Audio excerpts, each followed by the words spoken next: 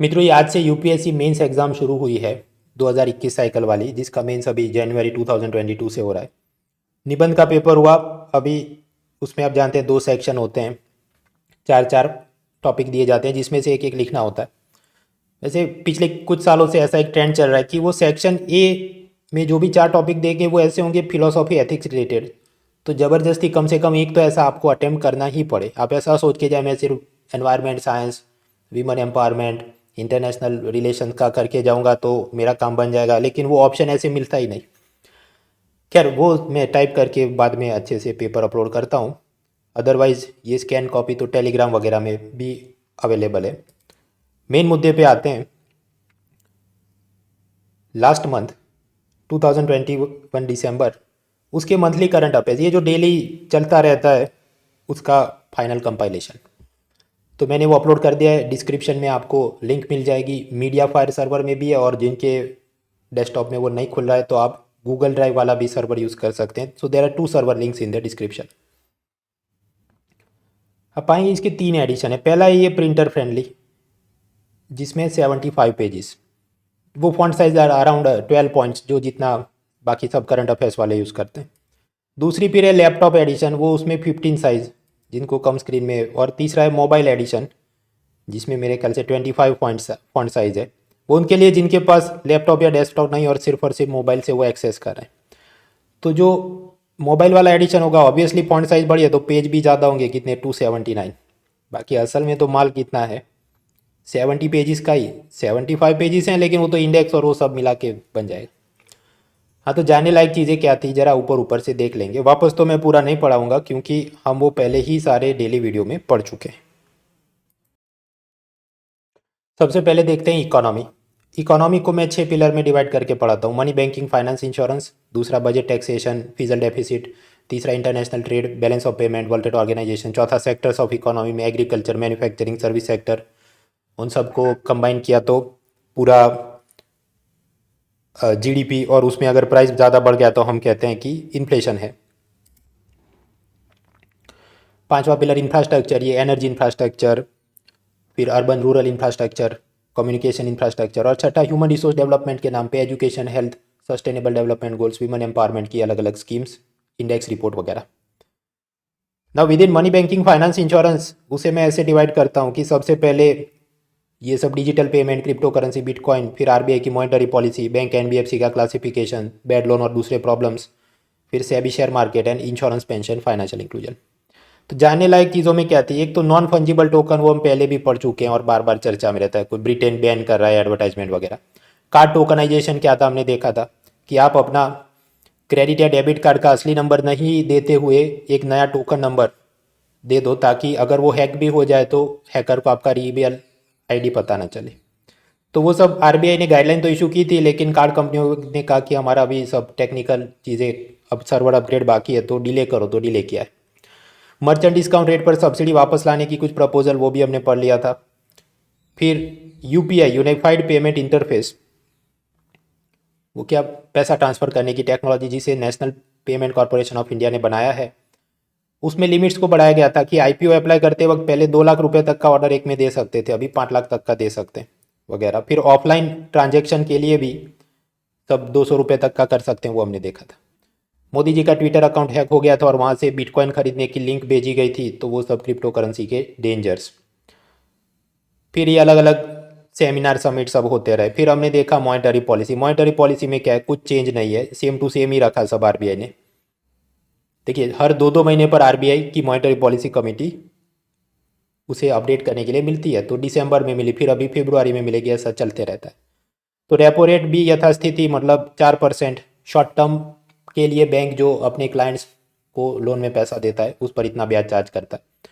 Reverse repo rate 3.35, और bank rate और MSF वो सब उससे थोड़ा ज़्यादा। तो वो तो लंबे टाइम से यही चल रहा है, और क्यों ऐसा चला है वो भी हमने देखा। फिर हम जानते हैं प्रॉम्प्ट करेक्टिव एक्शन फ्रेमवर्क, वो बदमाश बैंकों की ब्लैक लिस्ट जो आरबीआई बनाता है और उस पर और ज़्यादा सख्त नियम लगाता है। तो डिपॉजिट टेकिंग एनबीएफसी पर भी ये चीज़ लगाई जाएगी, ऐसा अलग से उसने प्रॉम्प्ट करेक्टिव एक्शन फ्रेमवर्क शुरू किया, जो अभी तो नहीं, अगले साल से, शायद अक्टूबर से शुरू होगा। फिर और क्या चल रहा था, बैड लोन और वो सब लोन माफ़ी वगैरह। इलेक्शन बॉन्ड क्या होते हैं हमने देखा, वो आप सिर्फ और सिर्फ एसबीआई से इसे खरीद सकते हैं, 1,000 या उससे ज़्यादा की रकम का खरीद सकते हैं और अपनी फेवरेट पॉलिटिकल पार्टी को दो और वो एसबीआई में उसे डिपॉजिट करे, वो सब। तो अभी क्योंकि ये नए नए इलेक्शन आने वाले हैं तो वापस उसका सेल शुरू हो रहा है। आल्गो ट्रेडिंग वगैरह, शेयर मार्केट की चीज़ें। फिर नेशनल सोशल असिस्टेंस प्रोग्राम, उसमें वो गरीबों को 200 रुपये का पेंशन मिले, लेकिन क्रिटिसिज्म की इतना पैसा काफ़ी नहीं। फिर आगे बड़े बजट टैक्सेशन में वो सब अलग अलग स्टेट गवर्नमेंट की चीज़ें और ब्लैक मनी के बारे में वगैरह, लेकिन कोई बहुत ऐसी ज़ोरदार चीज़ नहीं जो थी from exam point of view. फिर बैलेंस ऑफ पेमेंट, और उसमें भी वही सब घिसा पिटा report, US treasury currency manipulator list, और उसमें वो सब चाइना इंडिया पर वो नज़र रखेंगे। गीता गोपीनाथ वो आईएमएफ की चीफ इकोनॉमिस्ट थी और उसको अभी प्रमोशन मिलेगा और वो फर्स्ट डेप्यूटी मैनेजिंग डायरेक्टर एफडीएमडी बनेगी, जो कि क्रिस्टलिना जॉर्जिएवा जो कि एमडी है उसके बाद दूसरे नंबर की सबसे बड़ी पोस्ट है। फिर शुगर सब्सिडी, वो भारत सरकार भारत की शुगर मिलों को टैक्स में सब्सिडी में जो सब माफ़ी देती है, तो ऑस्ट्रेलिया, ब्राज़ील, ग्वाटेमाला वगैरह ने वर्ल्ड ट्रेड ऑर्गेनाइजेशन में शिकायत की थी, तो उसे बंद करने के लिए बोला और भारत सरकार ने बोला कि हम इसके खिलाफ अपील करेंगे। वो सारा मामला हमने देखा था। एग्री लाइफ साइंस, उसका क्या उपयोग है। ऑर्गेनिक फार्मिंग, वो श्रीलंका में बिना पेस्टिसाइड बिना केमिकल के उसे करेंगे और बहुत ज़्यादा घी दूध की नदियाँ बहेंगी, बट असल में फूड प्रोडक्शन कम हो जाता है क्योंकि आप फर्टिलाइजर यूज़ नहीं कर रहे, जिसके चलते वहाँ पर महंगाई बढ़ गई और पब्लिक धमाल कर रही है, वो सब हमने देखा। फिर देखता था कि प्लांट वेराइटी का पेटेंट नहीं हो सकता, Indian patent act does not give patent to seed plant variety, उसके लिए अलग कानून है। कौन सा? Protection of plant variety farmer right act. तो पेप्सी ने अपनी पोटैटो वेराइटी को इसमें रजिस्टर करवाया था और फिर वो सब फार्मर्स को कॉन्ट्रैक्ट फार्मिंग में देता था कि हमारी लेस चिप्स के लिए तुम उगाओ, लेकिन कॉन्ट्रैक्ट खत्म होने पर भी ये फार्मर सब दूसरी कंपनियों को दे रहे थे, तो वो सब लीगल मसले चल रहे थे, लेकिन अल्टीमेटली सरकार ने इसका पेप्सी का रजिस्ट्रेशन ही इस पोटैटो वैरायटी के लिए कैंसिल कर दिया।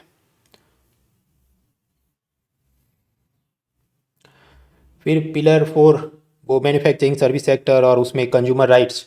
तो कंज्यूमर प्रोटेक्शन एक्ट में डिस्ट्रिक्ट, स्टेट, नेशनल लेवल की जो कंज्यूमर कमीशन या जिसे कंज्यूमर कोर्ट कहे होते हैं, उसमें वो कितने रुपए तक का मामला सुन सकते हैं उसके लिमिट्स में चेंज किए गए, क्योंकि सरकार ने पाया कि जो छोटी वाली अदालत है उसमें बड़े बड़े केस बहुत ज़्यादा जमा हो गए हैं, जिसके चलते बैकलॉग बढ़ रहा है। तो वो सब एमसीक्यू में याद रखना है, नए लिमिट्स। फिर जीडीपी इन्फ्लेशन के नाम पर वो सब क्वार्टरली क्या क्या ग्रोथ रेट रहा, तो मैंने आपको बताया पूरे साल का आने दो फिर देखेंगे। फिर वो सब आरबीआई का रिपोर्ट की केरला में कितनी वेजेस मिलते हैं और वो सब के प्रॉब्लम्स हमने देखे थे कुछ। फिर 5G क्या होता है, और 5G में आप जानते हैं वो लो, मीडियम और हाई फ्रीक्वेंसी के बैंड होते हैं, तो उसकी स्पीड धीरे धीरे बढ़ेगी लेकिन कवरेज एरिया धीरे धीरे कम होगा, ऐसा वो एमसीक्यू में याद रखना है। फिर रिवर इंटर वाटर लिंकिंग करेंगे और इधर उधर की सब बातें। एजुकेशन के नाम पे ढेर सारे सब रैंकिंग चल रहे हैं, एक हद से ज़्यादा, जो कि मुझे काम के नहीं लगते। फिर ये हेल्थ इंडेक्स भी बनाया, ये नीति आयोग बैठे बैठे रोज़ कुछ ना कुछ इंडेक्स बनाते रहता है, वो सब हमने देखा था। नेशनल फैमिली हेल्थ सर्वे, जिस पर कि इंडियन एक्सप्रेस ने कसम खाई है कि हर रोज़ 2 कॉलम तो लिखना ही है, तो उसमें जाने लायक चीज़ें क्या थी वो हम पढ़ चुके हैं। वर्ल्ड इनइक्वालिटी रिपोर्ट, अब ये भी मुझे इतना काम का नहीं लगता जितना यूएनडीपी का वो मल्टी डायमेंशनल पॉवर्टी इंडेक्स। खैर फिर भी दिया है, कुछ पूछ लेता आई कैन बी सेफ, कि मैंने तो पढ़ा दिया था। कोरोना की और वो सब रोना धोना जारी है। पॉलिटी पॉलिटी को मैंने ऐसे डिवाइड किया, देखिए ये जो पीडीएफ फाइल होती है उसमें आप इधर क्लिक करो बुकमार्क, जो भी आप adobe PDF, Foxit PDF use कर रहे हैं, तो हाँ, तो साइड में उसमें बुकमार्क बटन होता है, उसे आप क्लिक करेंगे तो जो जो इंडेक्स बना है उस हिसाब से आपको बुकमार्क मिल जाए। तो पॉलिटी, और उसमें मैंने डिवाइड किया executive, judiciary, legislature, local body, federalism वगैरह। तो जो चीज़ आपको देखें सीधा क्लिक करो वो वाले में आप चले जाएंगे।